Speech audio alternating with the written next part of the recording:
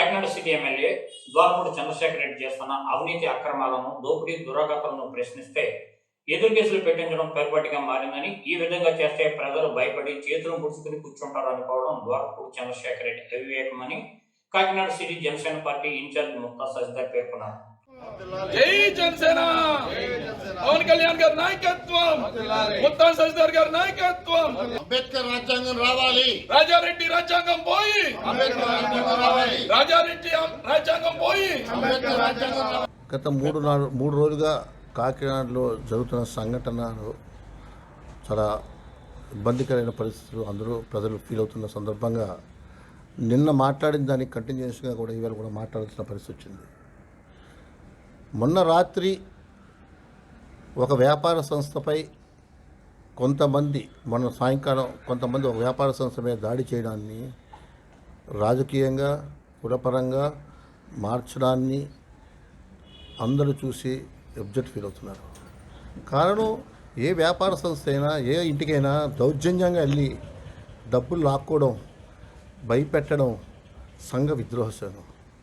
ఈ దేశంలో చట్టాలు ప్రతి ఒక్కరికి రక్షణ కల్పిస్తున్నాయి. అంబేద్కర్ రాసిన రాజ్యాంగం ప్రతి చిన్న పెద్ద ఆడ మగ పిల్ల అందరికీ కూడా రక్షణ కల్పించే రాజ్యాంగం. కానీ ఈవేళ రాష్ట్రంలో రాజారెడ్డి రాజ్యాంగాన్ని తీసుకొచ్చేసారు. ముందు నుంచి చెప్తున్నాం, ఈ ప్రభుత్వం అక్కడ రాష్ట్ర వ్యాప్తంగా రాజారెడ్డి రాజ్యాంగాన్ని నడుపుతుంటే కాకినాడలో కూడా అదేవిధంగా కాకినాడ ఎమ్మెల్యే ద్వారంపూడి చంద్రశేఖర్ రెడ్డి నాయకత్వంలో వైసీపీ ప్రభుత్వంలో ఉన్న ముఖ్య కార్యకర్తలు, అధికార పదవిలో ఉన్నవాళ్ళు కాకినాడని దోచుకుంటున్న విషయం. పెద్దాపురం, జగ్గంపేట, అనపర్తి తదితర నియోజకవర్గాల పరిధిలో కనుసెలలో పెద్ద ఎత్తున అక్రమం జరిగిన మాట వాస్తవం కాదా? వైసీపీ అధికారంలోకి వచ్చాక పెద్దాపురం, గండేపల్లి మండలంలో రామేశ్వరం మెట్టలో 100 ఎకరాల్లో గ్రావెల్ని తరలించి సొమ్ము చేసుకున్నారు.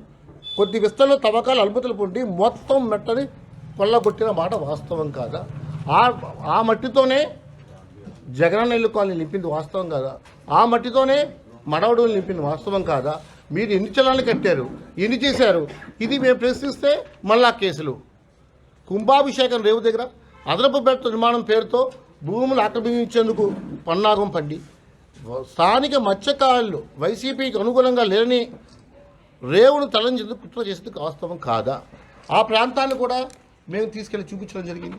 ఆనాడు శంకుస్థాపన రాయి కూడా రాజశేఖర రెడ్డి గారి చేత వేయించిన మాట వాస్తవం కాదా? ఆ గోడను తరలించుకుంటూ ముందుకొచ్చి పోర్టు దగ్గర నుంచి కోట్లాది రూపాయలు వాళ్ళకి చేసిన లావాదేవీలు కాదా?